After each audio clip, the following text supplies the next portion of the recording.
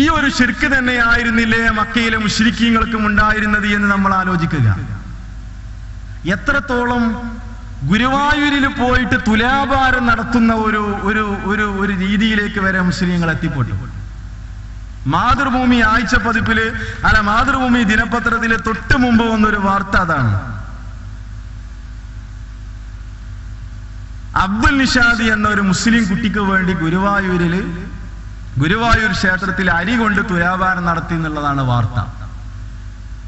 ഒരു മുസ്ലിം ചെറുപ്പക്കാരൻ, ഒരു മുസ്ലിം കുട്ടിക, ആ കുട്ടിക്ക് വേണ്ടി വാപ്പ മുഹമ്മദാണ് തുലാഭാരം നടത്തിയത്. തുലാഭാരം നടത്തിയത് അരി കൊണ്ടാണ് തുലാഭാരം നടത്തിയത്. അതിന് കാരണം പറയുന്നത് മുഹമ്മദിന് ആൺകുട്ടികൾ ഉണ്ടായിരുന്നില്ല എന്നുള്ളതാണ്. അങ്ങനെ ഒരു ആൺകുട്ടിയെ കിട്ടാൻ വേണ്ടിയിട്ട് ഒരുപാട് അള്ളാഹിനോട് പ്രാർത്ഥിച്ചു, ഒരുപാട് കാര്യങ്ങൾ ചികിത്സകളൊക്കെ ചെയ്തു നോക്കി. അവസാനം ആരോ പറഞ്ഞു ഗുരുവായൂരിലൊന്ന് പോയി നോക്കിക്കൂടെ. അങ്ങനെ ഗുരുവായൂരിലേക്ക് പോയി അവിടെ ചെയ്യേണ്ട കാര്യങ്ങളൊക്കെ ചെയ്തു. അങ്ങനെ ഒരു ആൺകുട്ടിയെ കിട്ടി എന്നുള്ളതാണ്. എന്നിട്ട് മുഹമ്മദ് പറയണ എന്ത്, ഇത്ര കാലം എനിക്ക് ആൺകുട്ടികൾ ഉണ്ടായിരുന്നില്ല, ഗുരുവായൂരപ്പന്റെ കൃപ കൊണ്ട് മാത്രമാണ് എനിക്കൊരു ആൺകുട്ടിയെ കിട്ടിയത് എന്ന് മുഹമ്മദ് പറഞ്ഞു എന്നുള്ളതാണ് പത്രത്തിൽ വന്ന റിപ്പോർട്ട്. ഈ ഒരു സ്ഥിതിയിലേക്ക് ഇന്നത്തെ മുസ്ലിങ്ങൾ എത്തിപ്പെട്ടു. അതോടൊപ്പം തന്നെ ഇന്നുള്ള ജാറങ്ങള്, ദർഗകള് ഇന്ന് ശരിക്കും ഒരു ബിസിനസ്സാണ് യഥാർത്ഥത്തിൽ ഈ വിഷയത്തിൽ നടക്കുന്നത്. ശരിക്കും ഒരു ബിസിനസ്സാണ്. പത്രങ്ങളിൽ വരുന്ന പരസ്യങ്ങൾ അങ്ങനെയാണ്. പ്രസിദ്ധമായൊരു ജാറത്തെ കുറിച്ച് വന്ന പരസ്യം സർപ്പവിഷം, പേപ്പട്ടി വിഷ നിവാരണം, ആഗ്രഹ സഫലീകരണം, മാറാവ്യാധികള്, മഹാരോഗങ്ങള്, ഇവകളിലൊക്കെ അത്ഭുത ഫലസിദ്ധിൻ്റെതാണ് ഇവിടെ. ഇതിനൊക്കെ പ്രസിദ്ധമായൊരു ജാറാണ് പുത്തൻപള്ളി ജാറം. അതുകൊണ്ട് അതിൽ സന്ദർശിക്കാൻ വേണ്ടിയിട്ടുള്ള പരസ്യം പത്രത്തിൽ. ഇങ്ങനെ ഷിർക്കിലേക്ക് ഇന്നത്തെ മുസ്ലിങ്ങള് നടന്നു നീങ്ങിക്കൊണ്ടിരിക്കുകയാണ്. എത്രത്തോളം എന്നാല് ഇപ്പോ ഈ തൊട്ട് മുമ്പ് ഒരു ഇംഗ്ലീഷ് പത്രത്തിൽ വന്ന ഒരു വാർത്തയാണത്. ഇലക്ഷന് നോമിനേഷൻ കൊടുക്കാൻ വേണ്ടി പോകുന്നതിന് മുമ്പ് ഒരു വലിയ മുസ്ലിം നേതാവ് ഒരു പശുവിന്റെ മുമ്പിൽ പോയിട്ട് ആ പശുവിന്റെ മുൻകാല് കൊണ്ട് ചവിട്ട് കിട്ടിയാൽ അതിന്റെ സ്പർശനമേറ്റാല് അത് വല്ലാത്ത ഭാഗ്യാണ്, അനുഗ്രഹമാണെന്നുള്ളതാണ്. ഇയാളെ പേരും ഇതിൽ പറയുന്നുണ്ട്. സലീം അഹമ്മദി എന്നാണ് ഇയാളെ പേര്. വേറെ ആളുകൾ ഇതിന്റെ അടുത്ത് ചിത്രസഹിതം കാളന്റെ കാല് അയാളെ തലയിൽ, അയാളെ പുറം ഭാഗത്ത് മുട്ടിക്കണം അനുഗ്രഹത്തിന് വേണ്ടി. ഇതിപ്പോ തൊട്ടടുത്ത പത്രത്തിൽ, ഇംഗ്ലീഷ് പത്രത്തിൽ വന്നൊരു വാർത്തയാണ്. ഇവിടെല്ല നമ്മുടെ നാട്ടിൽ ഈ ഒരു രീതിയിലേക്ക് നമ്മുടെ മുസ്ലിങ്ങൾ എത്തിപ്പെട്ടു. ഇവിടെയാണ് നമ്മൾ മനസ്സിലാക്കേണ്ടത്. ഇന്നത്തെ മുസ്ലിങ്ങളോട് നിങ്ങൾ ചോദിക്കുക, എന്തിനാണ് നിങ്ങൾ മുഹീദ്ദീൻ ഷെയ്ഖിനെ വിളിച്ച് പ്രാർത്ഥിക്കുന്നത്, ബദരീങ്ങളെ വിളിച്ച് പ്രാർത്ഥിക്കുന്നത്? അപ്പൊ അവര് പറയുന്ന ചില ന്യായങ്ങളുണ്ട്. 3 ന്യായങ്ങളായിരിക്കും അവർ പറയാ. അവര് പറയും, ഞങ്ങളുടെ പൂർവ്വപിതാക്കളൊക്കെ ഇങ്ങനെ വിളിച്ച് പ്രാർത്ഥിച്ചിരുന്നവരായിരുന്നു, ഈ രൂപത്തിലായിരുന്നു അവരൊക്കെ തന്നെ ജീവിച്ചിട്ടുണ്ടായിരുന്നത്, അതുകൊണ്ട് ഞങ്ങളും അവരുടെ നിലപാട് തന്നെ തുടർന്നു പോവുകയാണ് എന്നവർ പറയും. ഇതാണ് ഒന്നാമത് ഈ ആളുകൾ പറയാം. എന്തിനാണ് മരണപ്പെട്ടു പോയ ആളുകളെ വിളിച്ച് പ്രാർത്ഥിക്കുന്നത്? അവർക്ക് നേർച്ച വഴിപാടുകൾ നേരുന്നത് എന്തിനാണ്? അവർ പറയും, ഇത്ര കാലവും ഞങ്ങൾ പഠിച്ച ദീൻ ഇതാണ്, നിങ്ങൾ പുതിയ ദീൻ കൊണ്ടുവന്നിരിക്കുകയാണ് എന്നവർ പറയും. രണ്ടാമത് അവർ പറയും, ഞങ്ങൾ വരെ ഇലാഹാണി എന്ന് വിശ്വസിച്ചുകൊണ്ടല്ല ഇവരോട് വിളിച്ച് പ്രാർത്ഥിക്കുന്നത്, അള്ളാഹുവിലേക്ക് ഞങ്ങളെ അടുപ്പിക്കുന്നതിന് വേണ്ടി മാത്രമാണ് ഞങ്ങൾ ഇവരെ വിളിച്ചു പ്രാർത്ഥിക്കുന്നത്.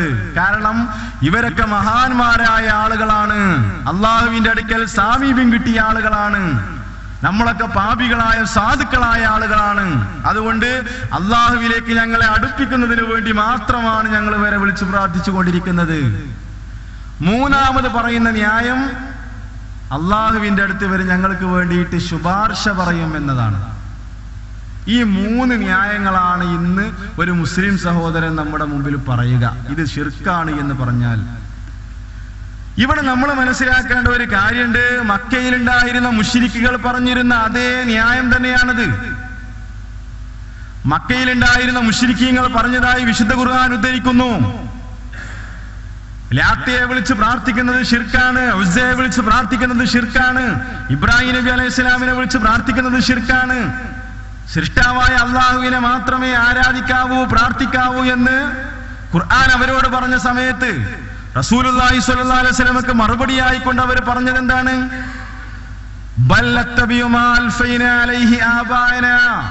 ഞങ്ങളുടെ പൂർവ്വപിതാക്കളെ ഏതൊരു മാർഗത്തിലാണോ ഞങ്ങൾ കണ്ടത് ആ ഒരു മാർഗമാണ് ഞങ്ങളും സ്വീകരിക്കുക.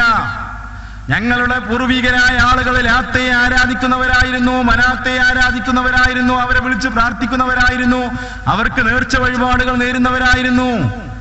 അവരുടെ ആ നിലപാട് തന്നെയാണ് ഞങ്ങളും തുടരുക എന്ന് ഖുർആൻ ഒരു സ്ഥലത്ത് പറയുന്നു. ഖുർആന്റെ ബഖറയിലെ 170-ാമത്തെ വചനത്തിൽ അത് കാണാം. സുഹുറുഫിലെ 23-ാമത്തെ വചനം, ആ വചനത്തിൽ ഏതൊരു നാട്ടിലേക്ക് പ്രവാചകന്മാരെ അയച്ചോ ആ നാട്ടിലുള്ള വിഗ്രഹാരാധകരായ ആളുകൾ, അല്ലാഹുവല്ലാത്തവരോട് പ്രാർത്ഥിച്ചു കൊണ്ടിരിക്കുന്ന ആളുകൾ, അവരോട് ഇത് ശിർക്കാണ് എന്ന് പറഞ്ഞാൽ, ഇത് തൗഹീദിന് വിരുദ്ധമാണ് എന്ന് പറഞ്ഞാൽ, അവർ പറയുന്നു ഇന്നാ വജദ്നാ ആബാഅനാ അലാ ഉമ്മത്തിൻ വഇന്നാ അലാ ആസാരിഹിം മുഖ്തദൂൻ. ഞങ്ങളുടെ പൂർവ്വപിതാക്കളെ ഞങ്ങൾ ഏതൊരു മാർഗത്തിലാണോ കണ്ടത് അവരുടെ മാർഗം തന്നെയാണ് ഞങ്ങൾ പിന്തുടരുക. ഇത് മുശ്രിക്കുകൾ പറഞ്ഞ അതേ ന്യായമാണ് ഇന്ന് നമ്മുടെ സമുദായത്തിലുള്ള പലരും പറഞ്ഞുകൊണ്ടിരിക്കുന്നത്. രണ്ടാമത് മക്കയിൽ ഉണ്ടായിരുന്ന മുശ്രിക്കീങ്ങൾ പറഞ്ഞതായി വിശുദ്ധ ഖുർആൻ ഉദ്ധരിക്കുന്നു. എന്തിനു വേണ്ടിയിട്ടാണ് അവർ ഔലിയാക്കളെ സ്വീകരിച്ചിരുന്നത്? അവർ പറഞ്ഞു മാ നഅബുദുഹും ഇല്ലാ ലിയുഖർരിബൂനാ ഇലല്ലാഹി സുൽഫാ. അള്ളാഹുവിലേക്ക് ഞങ്ങളെ അടുപ്പിക്കുന്നതിന് വേണ്ടി മാത്രമാണ് ഞങ്ങൾ അവരെ ആരാധിക്കുന്നത്, അവരോട് വിളിച്ച് പ്രാർത്ഥിക്കുന്നത്. അള്ളാഹുവിലേക്ക് ഞങ്ങളെ അടുപ്പിക്കുന്നതിന് വേണ്ടി മാത്രമാണ്. ഇന്നും ഇതേ രൂപത്തിലുള്ള പ്രസംഗങ്ങളും പ്രഭാഷണങ്ങളും നമ്മൾ കേട്ടുകൊണ്ടിരിക്കുന്നു. അള്ളാഹു ഒരു ട്രാൻസ്ഫോമറാണ്. ട്രാൻസ്ഫോമറിൽ നിന്ന് നേരിട്ടാരും കറണ്ട് എടുക്കാറില്ലല്ലോ. അതേപോലെ തന്നെയാണ് അള്ളാഹുവിലേക്ക് പാപികളായ നമുക്ക് ആർക്കും നേരിട്ട് അള്ളാഹുവിനോട് പ്രാർത്ഥിക്കാൻ പാടില്ല, ആരാധിക്കാൻ പാടില്ല. അതുകൊണ്ട് ഇടയ്ക്ക് ഇടയാളന്മാരെ വെക്കണം അള്ളാഹുവിലേക്ക് നമ്മളെ അടുപ്പിക്കുന്നതിന് വേണ്ടിയിട്ട്. ഇങ്ങനെയുള്ള ഉദാഹരണങ്ങൾ പറയുന്നു. എന്നിട്ട് അവരെ ജനങ്ങളെ പഠിപ്പിക്കുന്നു അള്ളാഹുവിലേക്ക് അടുപ്പിക്കുന്നതിന് വേണ്ടി മാത്രമാണ് ഞങ്ങൾ മുഹിദ്ദീൻ ഷെയ്ഖിനെയും ബദരീങ്ങളെയും ഒക്കെ വിളിച്ച് പ്രാർത്ഥിച്ചു കൊണ്ടിരിക്കുന്നത്. ഇതും മക്കയിലുണ്ടായിരുന്ന മുശ്രിക്കുകൾ പറഞ്ഞ അതേ ന്യായം തന്നെയാണ് എന്ന് മനസ്സിലാക്കണം. മൂന്നാമത്തെ ന്യായവും അള്ളാഹുവിന്റെ അടുത്ത് ഈ മഹാന്മാരായ ആളുകൾ ഞങ്ങൾക്ക് വേണ്ടി ശുപാർശ പറയും. ഇന്ന് വിശുദ്ധ ഖുർആൻ മാറ്റിവെച്ചുകൊണ്ട് ഒരുപാട് മാലകളും മൗലീദുകളും പാരായണം ചെയ്യുന്ന ഒരു മനുഷ്യനോട്, ഒരു മുസ്ലിമിനോട് പോയിട്ട് ചോദിച്ചു നോക്കൂ, നിങ്ങൾ എന്തിനു വേണ്ടിയിട്ടാണ് ഇത് ഓതിക്കൊണ്ടിരിക്കുന്നത്, പാരായണം ചെയ്തുകൊണ്ടിരിക്കുന്നത്? അവര് പറയുന്നു ഇവരൊക്കെ വലിയ വലിയ ആളുകളാണ്, ഞങ്ങൾക്ക് വേണ്ടിയിട്ട് നമുക്ക് വേണ്ടിയിട്ട് അള്ളാഹുവിന്റെ അടുത്ത് ശുപാർശ പറയും. മക്കയിലുണ്ടായിരുന്ന മുശ്രിക്കീങ്ങളുടെ അതേ ഒരു വിശ്വാസത്തിലേക്ക്, അതേ ഒരു നിലവാരത്തിലേക്ക് നമ്മളിൽപ്പെട്ട പലരും എത്തിപ്പെട്ടിരിക്കുന്നു. അതുകൊണ്ടാണ് ഇമാം റാസി പറഞ്ഞത്. ഇമാം റാസി അവരംഗീകരിക്കുന്ന ഒരു പ്രധാനപ്പെട്ട പണ്ഡിതനാണ്. ഇമാം റാസി പറഞ്ഞൊരു ഉദ്ധരണി ഇവിടെ നമ്മൾ മനസ്സിലാക്കേണ്ടതുണ്ട്. അദ്ദേഹത്തിന്റെ തഫ്സീറിൽ പറഞ്ഞൊരു വാചകം, മക്കയിലുണ്ടായിരുന്ന മുശ്രിക്കീങ്ങളുടെ വിശ്വാസത്തെ കുറിച്ച് റാസി സംസാരിക്കുന്നു. ഇമാം റാസി സംസാരിക്കുന്നു, മക്കയിലുണ്ടായിരുന്ന മുശ്രിക്കീങ്ങൾ ഈ വിഗ്രഹങ്ങളും ഈ ബിംബങ്ങൾ അവർ സ്ഥാപിച്ചത് അവരിലുണ്ടായിരുന്ന മഹാന്മാരുടെയും പ്രവാചകന്മാരുടെയും രൂപത്തിൽ ബിംബങ്ങളും, ഈ ബിംബങ്ങള് മക്കയിലുണ്ടായിരുന്ന മുശ്രിക്കീങ്ങൾ ഉണ്ടാക്കാനുള്ള കാരണം എന്തായിരുന്നു? അവര് വാദിച്ചിരുന്നു, മക്കയിലുണ്ടായിരുന്ന മുശ്രിക്കീങ്ങൾ ഈ രൂപങ്ങൾക്ക് ഞങ്ങൾ ഇബാദത്ത് എടുക്കുന്ന കാലത്തോളം അള്ളാഹുവിന്റെ അടുത്ത് ഈ മഹാന്മാർ ഞങ്ങൾക്ക് വേണ്ടി ശുപാർശ പറയും എന്ന വിശ്വാസത്തോടു കൂടിയിട്ടായിരുന്നു ഈ ബിംബങ്ങൾ അവർ ആരാധിച്ചിരുന്നത്. ഞാൻ നേരത്തെ പറഞ്ഞല്ലോ, നൂഹ് നബി അലൈഹി സ്വലാമിന്റെ കാലഘട്ടത്തിൽ ഉണ്ടായിരുന്ന ബിംബങ്ങൾ അത് മഹാന്മാരായ ആളുകളായിരുന്നു. അതേപോലെ തന്നെയാണ് റസൂലുള്ളാഹി സ്വല്ലല്ലാഹു അലൈഹി വസല്ലമയുടെ കാലഘട്ടത്തിൽ ഉണ്ടായിരുന്ന ലാത്ത വളരെ നല്ലൊരു മനുഷ്യനായിരുന്നു. ഇങ്ങനെയുള്ള മഹാന്മാരുടെയും പ്രവാചകന്മാരുടെയും ബിംബങ്ങളും പ്രതിമകളും ഉണ്ടാക്കി അവരാരാധിക്കുകയും പ്രാർത്ഥിക്കുകയും ചെയ്തിരുന്നതിന്റെ ന്യായം ഈ മഹാന്മാരായ ആളുകൾ ഞങ്ങൾക്ക് വേണ്ടി ശുപാർശ പറയുമെന്നായിരുന്നു. ഇത് പറഞ്ഞതിന് ശേഷം ഇമാം റാസി പറഞ്ഞു വലലീറുഹു, അതിന് തുല്യമാണ്, മക്കയിലുണ്ടായിരുന്ന മുശ്രിക്കിന്റെ വിശ്വാസത്തിന് തുല്യമാണ്. ഫീ ഹാദ സമാനി, ഈ കാലഘട്ടത്തിൽ ഇന്ന് നമ്മൾ കണ്ടുകൊണ്ടിരിക്കുന്ന ഒരു വിശ്വാസം. എന്നിട്ട് ആ വിശ്വാസത്തെ കുറിച്ച് അദ്ദേഹം വിശദീകരിക്കുന്നു. ഇസ്തിയാലു കസീറും മിനൽ ഖൽഖി, അധിക സൃഷ്ടികളും മുസ്ലിങ്ങളിൽപ്പെട്ട സൃഷ്ടികളിൽപ്പെട്ട അധികം ആളുകളും വ്യാപൃതരായിരിക്കുന്നു. ബിതഅലീമി ഖുബൂലിൽ അകാബിരി, മഹാന്മാരുടെ ഖബറുകൾ വന്ദിക്കുന്നതിൽ, അതിനെ ആദരിക്കുന്നതിൽ, അവിടെ പോയിട്ട് പ്രാർത്ഥിക്കുന്നതിൽ. എന്ത് വിശ്വാസത്തിന്റെ അടിസ്ഥാനത്തിലാണ്? അലഅത്തിക്കാദി അന്നഹും ഇദാ അല്ലമു ഖുബൂറഹും, അവരുടെ ഖബറുകളെ